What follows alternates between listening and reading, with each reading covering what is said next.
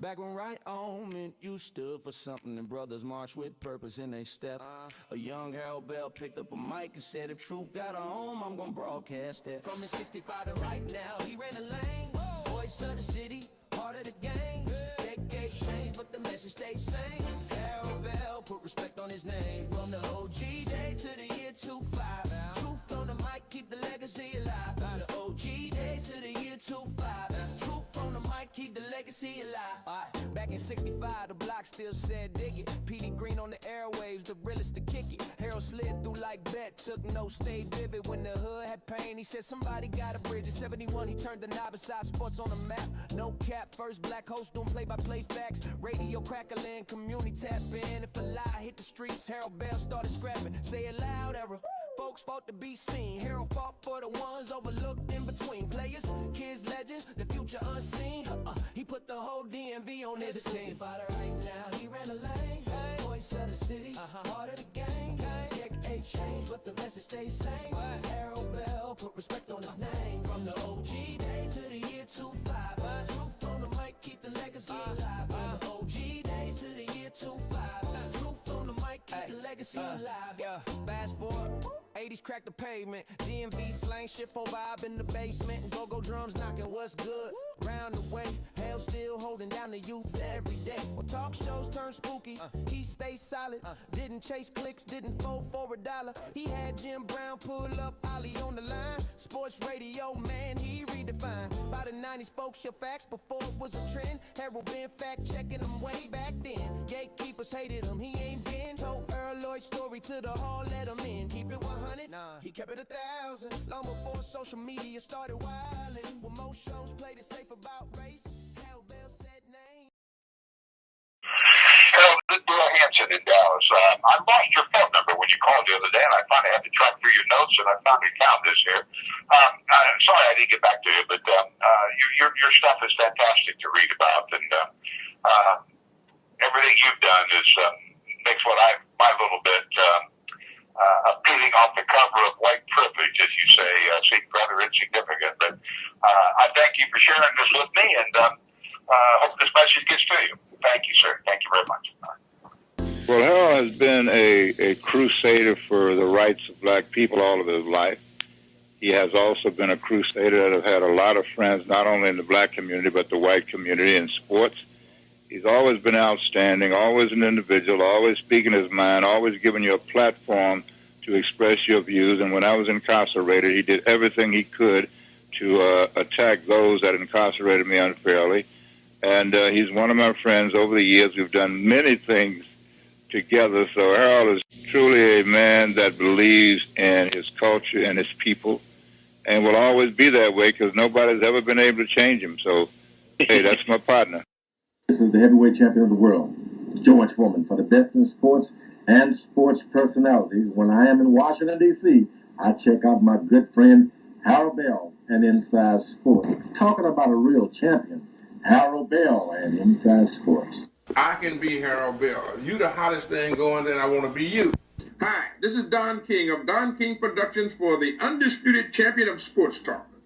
You must turn to my man Harold Bell and the original Inside Sports.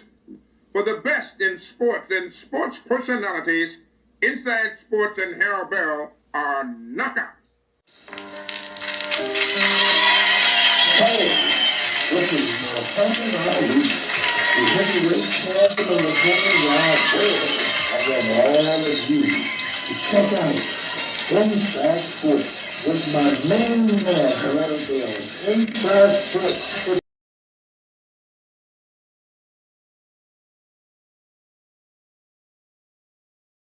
Good morning, good morning. Hey, how y'all doing? Inside Sports, the second chapter.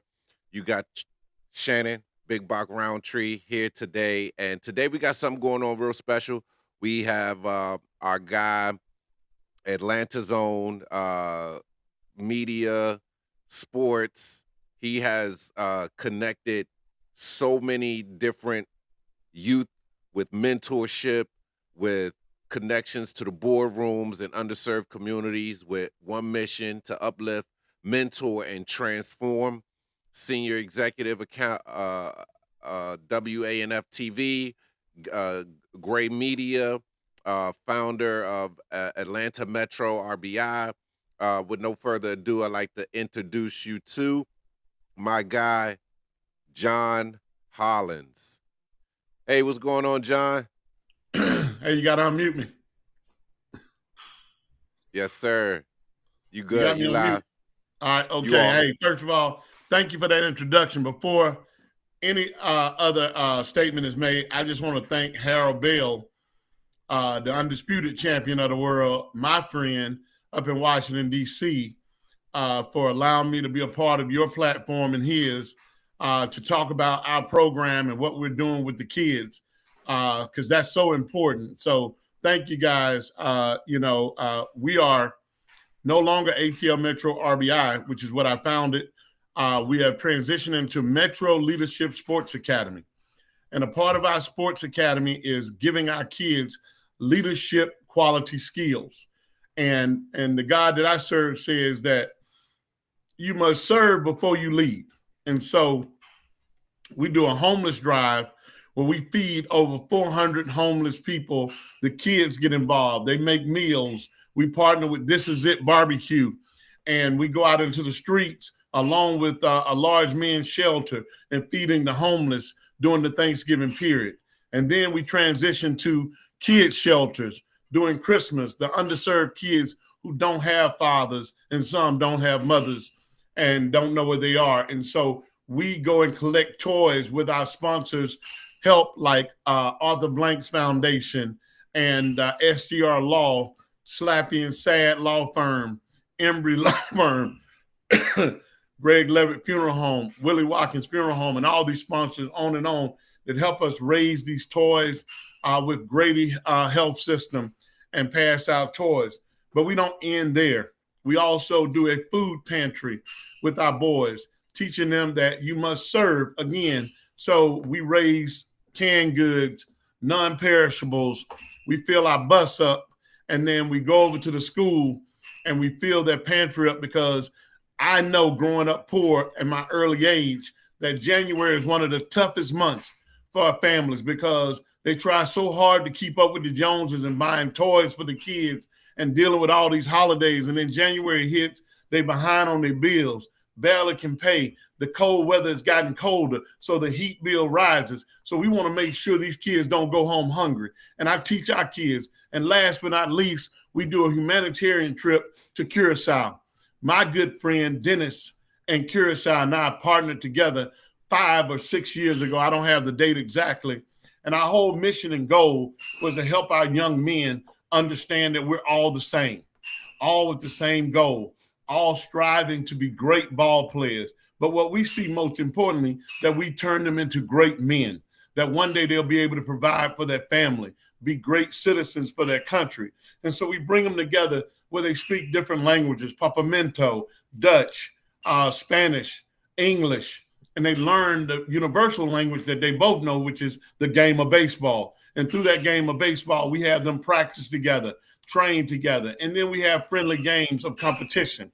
We've been doing that because it is so instrumental in many of our boys' first passport, first time on an airplane. So it doesn't seem like much, but I go back to my beginnings.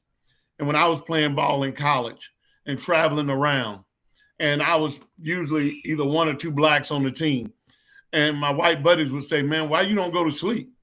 And I basically was too ashamed to let them know I'd never been anywhere.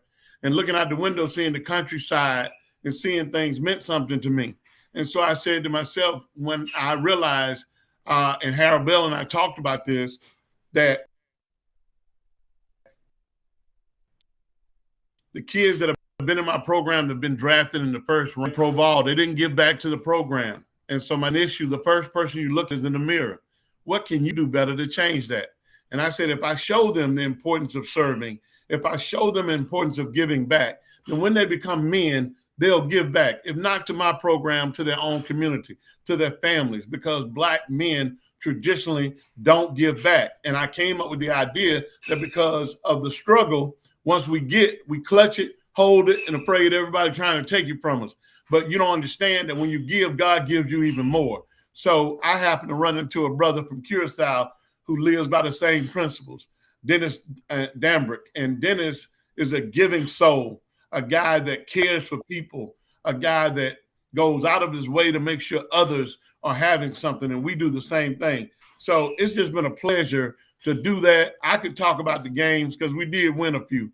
They win most of them, but we win a couple of them, and, those games, we won them pretty good. And I was pretty excited about that. But at the end of the day, it was all in fun. The boys ate. They got a chance to go to the beach. They got a chance to swim. We want to do more cultural things the next time we get to the island. We want them to learn of the great Tula, who was like the Martin Luther King of the Curacao Islands and liberated the island and gave them their freedom. There was slavery there. They couldn't do cotton. It was too hot. They tried to get them to pick cotton out there, but 120 degrees, that sun bearing down, it just didn't work. But they learned other things. And still, as our people, we still rose. So I think I shared a lot about our trip and a lot about what we do. I just want to thank the sponsors real quick because without them, I couldn't. And that's SGR Law, Slapping Sad. This is it. Embry Law, Martin Family, Better Baseball, MLB, Dick Sporting Goods, Willie Watkins, Greg Levitt, and I'm probably missing a few, but most importantly here now, Curacao Tourism, who helped us tremendously. So thank you guys, and thank you for this platform and an opportunity for our boys to be able to have fun and do what they do. Absolutely. No, that's great, man. I love all the work that you're doing. I love all the partners that you partner with. And we want to give them a taste of what it actually looks like when you actually do these things. So we got a short clip here right here. We want y'all to check out to show exactly how this gets done. So check this out.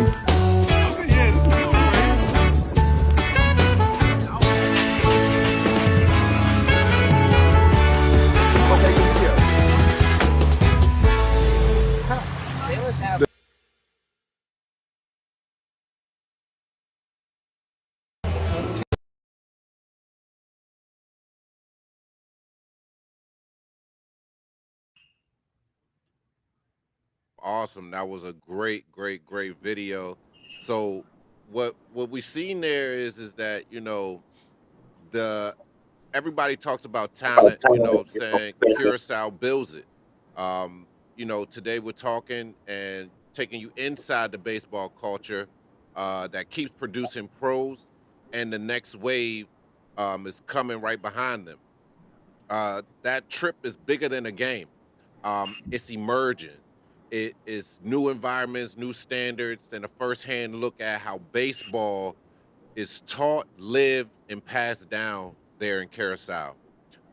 When the legends are literally on the walls, the message is not subtle. Greatness is normal there. The history is public, and the expectations is clear. So, with no further ado, we got Dennis and Andrew Jones. Welcome to the show. Yeah, thank you. We have actually Andrew Jones's coach, Little League coach with us, Ernst Meyer. Good afternoon. Awesome. Nice to meet you. Thank you. Nice to meet you as well. So Doc, tell us a little bit about how you met these two gentlemen and how you've been working with them over the past couple 5, 6, 7 years. So Dennis, I actually sent a scout in my program, Gene, to go and see if we can find an island that would welcome us to come play, because I wanted the boys to go play against kids on islands that play with passion, like we played when we were kids. Kids now got PlayStation, they got the mall, they got so much in America that they don't know what grinding and working hard looks like. And I felt like if they had an opportunity to play kids that worked hard and battled hard like we did in the streets, that they might get a better understanding and might make them go further. Dennis, I've met for a while. This is my first time meeting the great Coach Meyer. Coach Meyer was Andrew Jones's Little League coach. And I asked Dennis, could he bring him on just to kind of talk about some of the great experiences that he had with him. I had a question, and that is, did he think he would be a Hall of Famer? Did he think as a Little League kid he was that good? So talk to us, Coach Meyer. Did you think he was going to be that good? Oh, I don't see him, but I see the action of Andrew Jones in the senior division, and everything I do with Andrew, I see that he have something special. Where I go, he do the things another than the other players. But now this kid I'm seeing in the senior division, in the juvenile division, he hit 2 home runs back to back in a playoff. It's not the first time that Andrew Jones hit home run back to back in the Major League Baseball, but he do it in the juvenile playoff. That is something special for me. I'm seeing in the juvenile, then I'm seeing in the big league. So Dennis, interpret a little bit about what Coach Meyer is saying to the public. Just kind of share what he's saying to us. I mean, we understand, Coach, but Dennis, go ahead, man. Yeah, no, basically, and he was telling me the story as well. They actually never came down to see Andrew. They came to see someone else. And at that game, he hit back-to-back home runs coming from the bench, basically. So he was on the bench. At a certain point, they told him, go hit. And he hit home runs back-to-back in that game. And that's where it all started for him, because the scouts started asking who that guy was. So up to that point, they didn't know who Andrew Jones was. And that was already when he was playing at 16 and under. Yeah, so he played a very quiet Little League seasons without people really realizing what he was going to be, basically. And that game, it was what changed it all for him. So would you say that his game was so consistent, kind of like Hank Aaron, that nobody saw him coming? When Hank Aaron had 700 and 14 home runs, all the white people who were racist was like, where did he come from? Because he hit 39 every year, never hit over 40, never hit 50, just always consistent. Andrew was the same type of player, best outfielder in the game, but no fanfare, just always consistent. Yeah. I remember he dropped one fly ball and Bobby Cox took him out the game. Yeah. And I remember Acuna saw one of his players last year, showboat on the ball, and Acuna says, is he going to take him out? Is he going to take him out? They take us out. So I remember the consistency of Andrew Jones. He could steal bases, hit for power, hit for average, and play great defense. Just a solid player. So running 60 yards. Yeah, he is a 5'2" player. When the scout come to see Andrew Jones, there was 5 scouts to see Andrew Jones that time, and the 16 years old. The first Paul Snijders, Gil Garrido from Puerto Rico, Petit from Venezuela, and Rios. There was 4 guys, the scout that come see Andrew, and one of the guys say to Paul Snider, sign this guy now. He was a special player that time. But whoever that guy was told him right, because he's a Hall of Famer now. Yeah. Yes. He was fast, and people will compare him to his father, who was also a center fielder as well. Center right? fielder. His father was also a center fielder and very, very fast. Yeah, very fast. And I he's think I heard a story about, because there was no one to run with him when he was doing tryouts. Mm-hmm. He ran against his father. Yeah, so yes. they ran against each other for speed. Yeah, the father win him. I bet not many people know that story, Harold Bell. No. Not many people know he ran against his father. And guess what? He probably can run against his son now. Now, the bus driver that carried us around when we were on Curacao, Dennis, you told me that was the best center fielder from down there. I thought Andrew Jones was. I'll just tell him now who it was, because he doesn't know, and then he'll tell you. Lam Trinidad. Yeah. Yes, Lam was my trainer in the senior division lately. Last year, yes. Yes. Lam run is a fast runner. Lam is a fast runner. He can hit. He's a good player, center field. Hey, Dennis said he was the best center fielder. I think Andrew might be the best, but I don't know. The thing with Andrew was of the good time, good periods, basically. There's a lot of names on the island. If you mention them to people that know baseball on the island, they would tell you, if the scouts were coming down during those times, they would have signed, they would have made it to the bigs. But I believe that. I know a lot of brothers that I played with the same thing. Me and Harold Bell talk about that. Harold was a hell of a wide receiver. And I'm sure that if the right people see you, sometimes just in the wrong place at the right time. But I don't know how much longer we have. I could talk to you all day about Andrew and, maybe some of the things that you saw him do. Did you ever get a chance to go to Atlanta and watch him play? I'm seeing him in the second game of when he go up. I'm seeing him. I see him. Yeah, in the second game when he was to the Major League Baseball. He tell me, Mayor, come to Atlanta. I was going to Atlanta, and I'm seeing the second game of Andrew Jones in the Major League Baseball.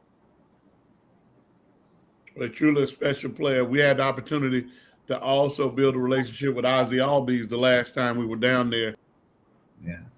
And he got on the bus and rode around. Mom came and his little brother. I thought that was his kid. He said, no, that's my little brother.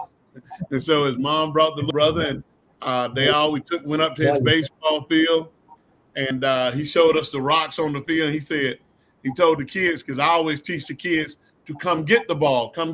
But some trainers here in America, they teach kids to sit back on the ball. Like I said, no, that's wrong. You come get the ball. And Ozzy said, if you don't come get the ball in Curacao, you lose a tooth. He said, you got to come get the ball and take a bear. I'm going to hit you in the face. And so Ozzy was a big inspiration for a lot of those kids of that group 5 years ago. 9 of them went on to play Division I baseball. And I think 2 of them have a chance of getting drafted this year. So that was a special time of that group of guys. I think y'all had 5 guys that signed pro contracts. Unfortunately, all of them are out of the game now. They're all back. But you had some talent when we faced. This time, we faced a team that had 12 guys who had signed pro contracts, 5 of them pitchers, so we didn't actually face them all. But 7 of them were on the field. And I see Dennis smiling because he know I'm going to tell you, and we whooped their ass, okay? Hey, but I tell you, of that group I had, we had a shortstop that we picked up from Aruba. He signed with the Cleveland Indians, and he was very, very good. And then we threw a pitcher that is too young right now. He was 15. We threw him with the 16, 17 team, but he 88, 89 on the bump. His brother signed last year. He's going to sign next year, and he was a very good pitcher. The thing I liked about him was he gave up a home run to the first batter, a double to the second batter, and then it was lights out. And he told me, he said, Coach, I needed a little pressure.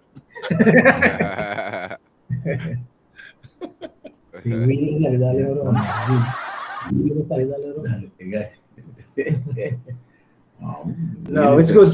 John, you mentioned something earlier that, you don't understand from myself because, right now I'm a professional. I had a bank on the island, but I was in those shoes as well. And that's why I do what I do as well. Basically, my first trip, my first time ever on an airplane was when I was 16 in the senior league division. We went to Panama, and one of my coaches was this guy sitting next to me. Okay. Small guy. Wow. Hey, Coach Meyer, could Dennis hit? Could he hit? Yes. He was Hey, a good man, player. that's one thing. Little dudes on Curacao all can hit. I can still hit me. America. If you get to America, the coaches make the little dudes stand up there and try to walk. You get to Curacao, the little dudes the ones hitting home runs. The shortstop for your team hit one 400 feet. He was a little dude. I said, man, don't throw them little dudes fast balls, man. They can hit. He's a good player in the senior division, huh? Yeah. Yes. So, Shannon, you got anything? Yeah, so my question is how did baseball get started on Curacao? Like, was it something that you guys always did, or did the inspiration come from outside the country and you just learned how to perfect the game? Wow. Yes, yeah. No, basically, from the islands, we are so close to all the other islands. Dominican Republic. We are a 30-minute flight from Venezuela. Puerto Rico is not far away. So, and the culture on the island, there's a lot of different cultures and nationalities on the island. So, if I go back to my youth, for example, we would play in the garden of a church close to our house with a tennis ball and a wooden racket. Basically, we would play like that before joining a organized team or club. So people were playing baseball. If I can remember I think that the people that time come out from Venezuela, and they come working by Isla, the refinery, all refinery, and people from the islands of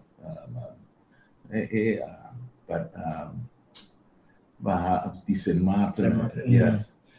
The people they come here, live here. He began with the baseball organization, and the people from Curacao joined it. Yeah. So basically, we had the biggest industry on the island back in the 30s, 40s was oil industry, the refinery, and workers from different countries would come to work in the refinery. And so what's what Coach Meyer is saying, that's what started baseball on the island. and of course, people from Curacao joined, and they perfected the game, and we're trying to improve year by year to make our game better. I will say that you guys have great coaches.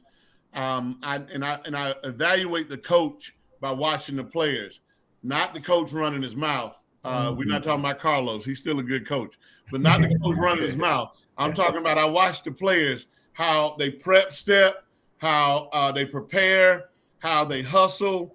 All things have to be taught. And so, Coach Meyer, hats off to you.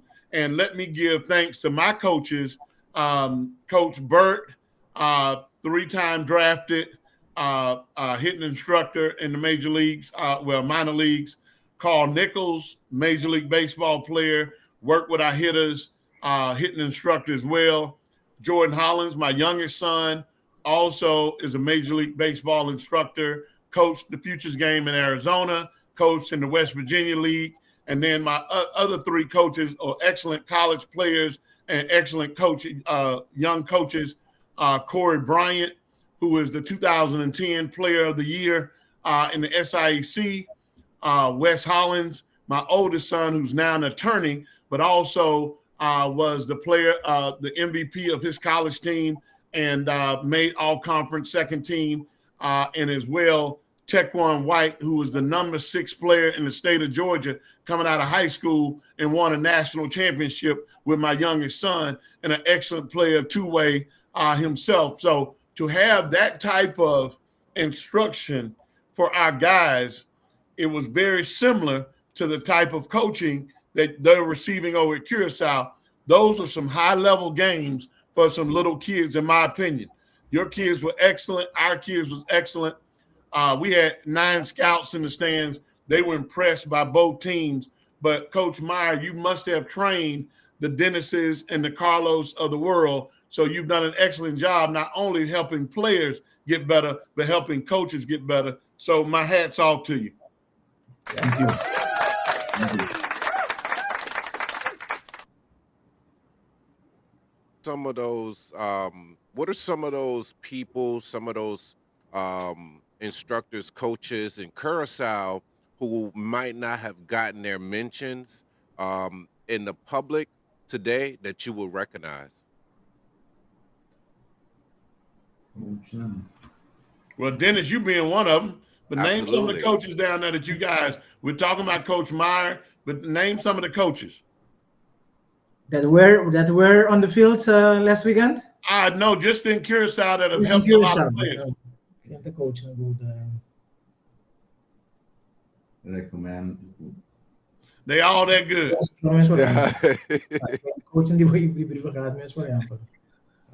Yeah. Hey, no problemento, man. We don't understand.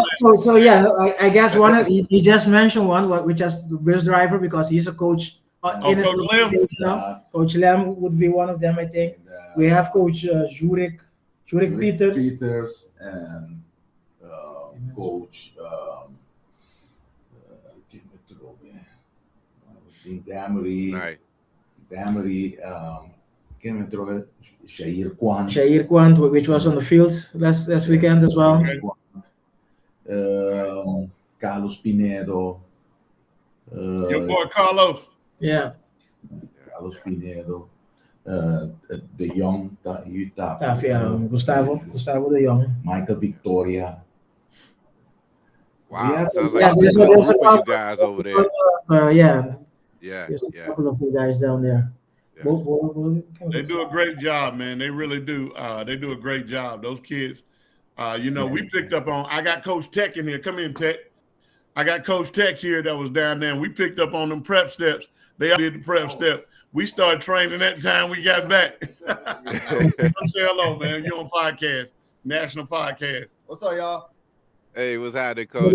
How you doing? Hey, you recognize that one right there, man. Yes, His smile not as big, is bigger today than it was the last time we saw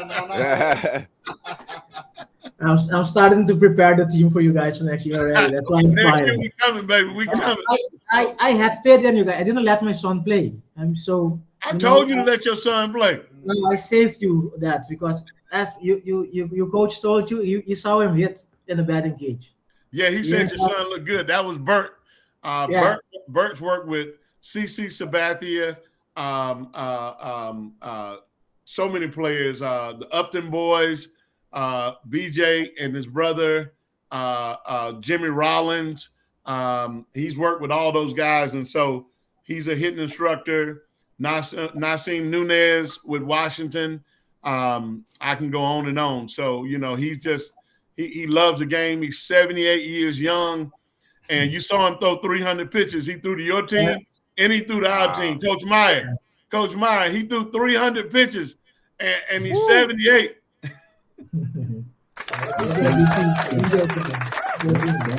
Whoa, it's fine. Okay. I can't do. Coach Meyer's grandson signed last year. Put it up into the camera area. Put it up higher so we can see it.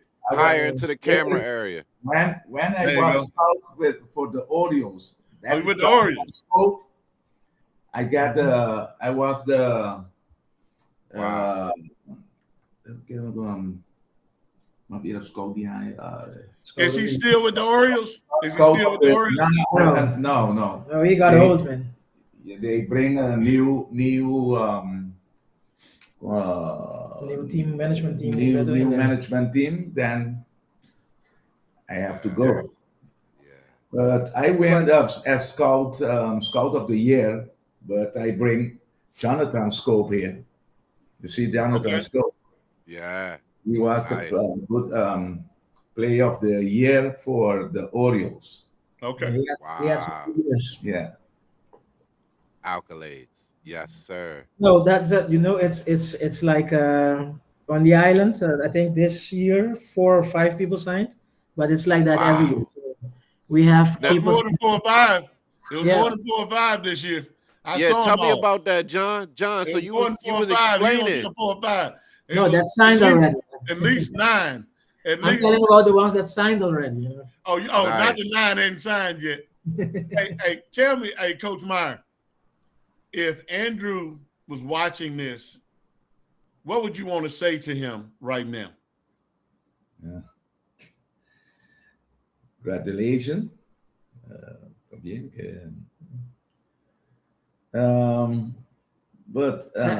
¿qué me diciendo Pavimento? Say it in Pavimento. Yes. A nos visa pa bien. Me tô orgulhoso de Jay. Pa sobra ita dentro field. I was in the field with Andrew Jones. I want to see him more here in Curacao, come by the Little League players, and they want to see Andrew Jones in the field. They want to sign. He have to sign ball for the guys. They want to see him. But now we have players that never see Andrew Jones. Well, hopefully he'll come back after his fanfare and go home and see the kids. Anderton Simmons came and spoke to the kids. Very humble young man, just like Ozzy, and we just appreciate it. I know that life gets really busy sometimes when you become a professional athlete. You get pulled in a lot of different directions. So hopefully Andrew, after winning the Hall of Fame, will take a little time and come back home and say thank you to the island, thank you to the coaches, and thank you to his friends and fans who knew him when he just begun. But whether he does or not, we're grateful for him. I'm an Atlanta fan. He gave us great years. We got us a World Series, and I'll always be a fan of Andrew Jones. And I thank y'all for being on this call.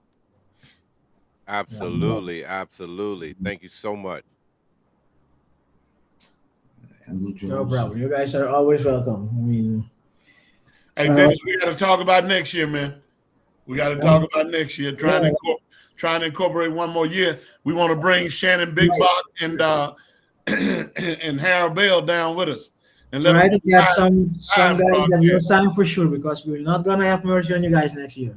You're not gonna mercy. What do you mean? You have no mercy on that. You have no mercy. You put all the players out there and thought y'all was getting, hey, Big Bot, let me show you Dennis's face. Let me show you Dennis's face when he said, John, I did everything I could to tone it down.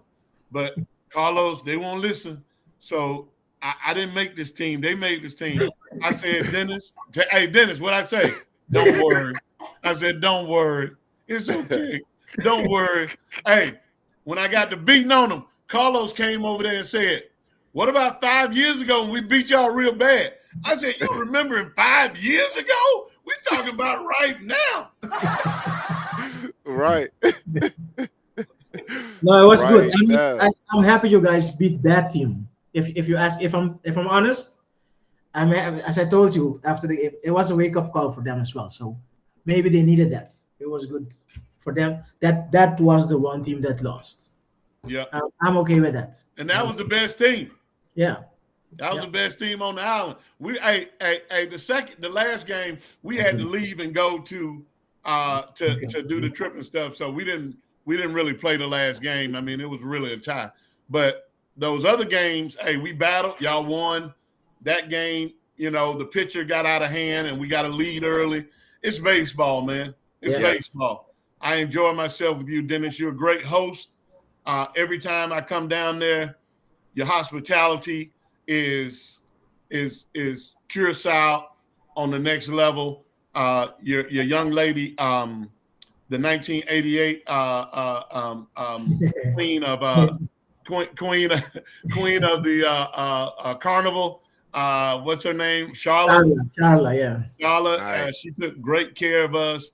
Great person. My wife said that the people in Curacao are some of the best people she's ever met in her life, and she was only there for 2 days because unfortunately my father-in-law passed and she had to get back on a plane to go help her mom with funeral arrangements. But she's ready to come back. I might have to come back without the ball team because she really wants to come back. She really liked the people, the food. She enjoyed it. Hey, you guys are always welcome.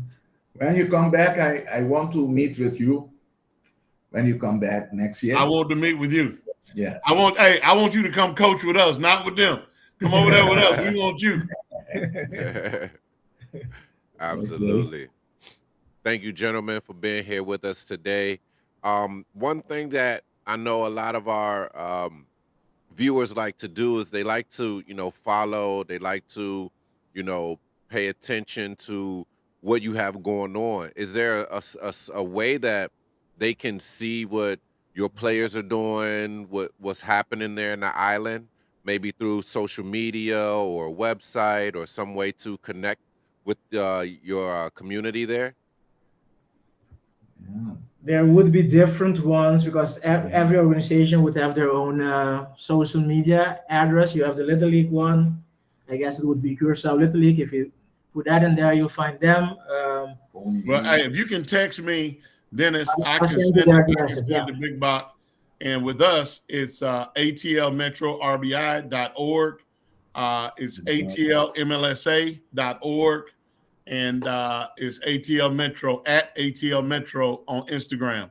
So we've helped over 400 kids, actually a lot more than that now, but almost 430 kids going to college, and over 35 have gone to the pros in our organization. We ran the RBI program before. Those group of kids, 9 of them have made it to the major leagues. But most importantly, we have a lot of guys that are first-time college graduates, and they've gotten an education through the sport of baseball.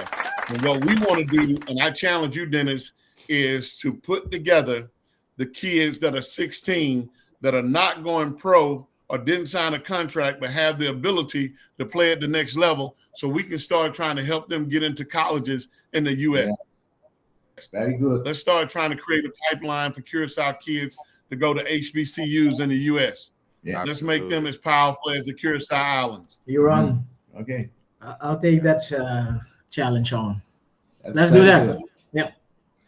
All right, man. All right. Thanks so Coach much. Myers, my pleasure, man. Hey, Yes. Thank Pleasure you. to meet you. Thank you so much. Nice. If you'd have been my coach, Coach, I'd have made it too. When you come in Curacao, I want to meet with you here in Curacao. Go drive around, look the players, and so look the fields, what we can do for the island of Curacao with the players and so. College is for me is the best to go to the school in the state is the best than signing for a professional. For me, that is the absolutely. best. School, go to the Education. school. You have education. You have something after your baseball finish. As somebody once said, it ends for all of us as a player one day. It ends for Hank Aaron. He just played 22 years, but it ends for all of us. And what do you do after that? And do you have anything left? And so many players put all of it into just being a player that when it doesn't work out, not even their fault. They could get injured. They could have the wrong coaching and the wrong program. A lot of things can cause that. And now, what do you have? So our kids have high GPAs. We try to promote education. We promote them doing better in school, and Yes. they understand they're around other students that focus on academics. And we have a very diverse lineup. We do that on purpose. The majority of our kids are African American. Our facility is located in an African American zone, but we have kids white, Hispanic, Dominican, Panamanian. We have kids from all over that come in that we put into the program. We have bilingual coaches, Coach Lex, who helps us with the language barriers with the parents. We don't have anybody who can speak Pampamento, so we might need you to come over here, Dennis. Hey, let's That's an arrange that invitation. visa. Awesome. All right, guys, I think this is our cue. Thank you Big so Pop, much. Yep. I want to thank you so Absolutely. much, you and Harold Bell. As you know, Harold Bell's the greatest. I love him to death, he and Hattie. And do anything for you guys. I just hope that we can continue to push the narrative of getting more voice out on what we're doing on the islands and our community and uplifting our kids. It's very important. Yes, Okay. yes. Thank you so much. Thank you. Thank you. Absolutely. So here is where we bring in one of our partners, one of our sponsors. If you haven't, had the opportunity to, check them out or see what they have going on, this is Black Zone. Black Zone has Black Zone Magazine, Black Zone Magazine TV, and a Black Zone social. They want to erase us. If there was ever a time to elevate our voices, share our stories, build our communities, embrace our creativity and ingenuity, as well as create safe spaces controlled and owned by us, it's now. Welcome to the Black Zone. Black Zone Social. Black Zone Television. Black Zone Magazine. For you. For me. For us.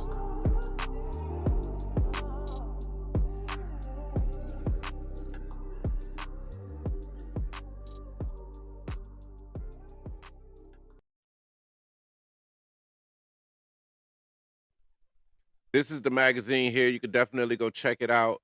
You could log on to the website. They cover a number of different topics. It's like, Ebony, Essence, Jet coming back, to the front. We got my man Maurice Woodson up out of New York who is bringing this content to us and keeping us aware and informed about our community. So definitely, check this out, blackzonemagazine.com, and see what we got for you. Yes, sir. So I got my guy here. Hey, John, I want to thank you so much for being here with us today. Thank you for, sharing what you shared with us, Curacao, the baseball that you're running, that you're, doing. And we really appreciate all the work that you're doing, man. So thank you so much for being with us today.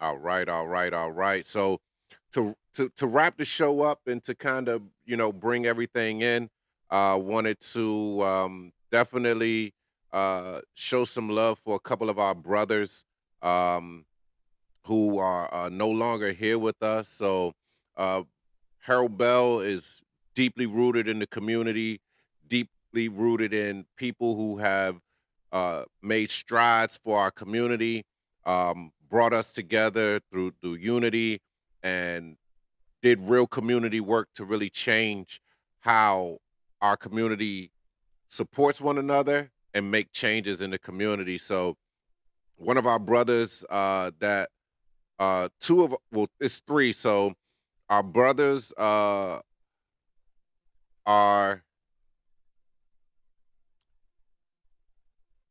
attorney Weldon and Al Hammond. So these gentlemen here, um, Weldon was called home on April 11th, 2025, and Al was called home on September 26th, 2025. They shared a life of mentorship, brotherhood, mutual admiration, and love for all mankind. So we just want to show them some love, show their family some love. We have them, in prayer and uplifting them. And our other brother who has transitioned as well is our brother Raymond Savoy. Um, some of us are legends in our own time, and others are legends in their own mind. Meet Ray Savoy. He was a legend in his own time. He handled success and never allowed success to handle him. Rest in peace, brother. A celebration of a legendary life. Please join the family and friends as they honor and celebrate the life of Raymond A. Savoy. Saturday, January 31st, 2026 at Mount Calvary Catholic Church. That's 6700 Marlboro Pike, Forestville, Maryland. Service is scheduled for 9 a.m. to 10 a.m. formal viewing, 10 a.m. tribute service, and 11 a.m. Mass of Christian burial. Your presence and prayers are deeply appreciated by the family. In lieu of flowers, the family suggests donating to one of the following organizations: Langston Junior Boys and Girls Golf Club and the National Capital Optimist Club. So we want to thank everybody for tuning in today. I want to give a special thank you to Harold Bell, who has continued to honor our legends and has continued to bring truth to the forefront. And in the words of Harold Bell, every black man ain't your brother, and every white man ain't your enemy. Thank you so much for tuning in today.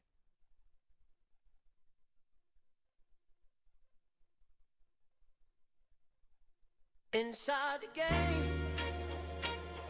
Oh, nah, nah, nah. Back when right on meant you stood for something and brothers marched with purpose in they step. A young Harold Bell picked up a mic and said, if truth got a home, I'm gonna broadcast that. From his 65 to right now, he ran a lane. Voice of the city, heart of the game. Decade changed, but the message stayed same. Harold Bell put respect on his name. From the OG day to the year 25. Truth on the mic, keep the legacy alive. By the OG days to the year 25. Truth on the mic, keep the legacy alive. Back in 65, the block still said dig it. PD Green on the airwaves, the realest to kick it. Harold slid through like Bet, took notes, stayed vivid. When the hood had pain, he said somebody got a bridge. In 71, he turned the knob inside sports on the map. No cap, first black host doing play-by-play facts. Radio crackling, community tap in. If a lie hit the streets, Harold Bell started scrapping. Say it loud, era. Folks fought to be seen. Harold fought for the ones overlooked in between. Players, kids, legends, the future unseen. He put the whole DMV on his team. Right now, he ran a lane. Voice of the city, part of the game. Decade changed, but the message stays same. Harold Bell put respect on his name. From the OG days to the year 25. Truth on the mic, alive. The OG days to the year 25. Truth on the mic, keep the legacy alive. Yeah, fast forward, 80s crack the pavement. DMV.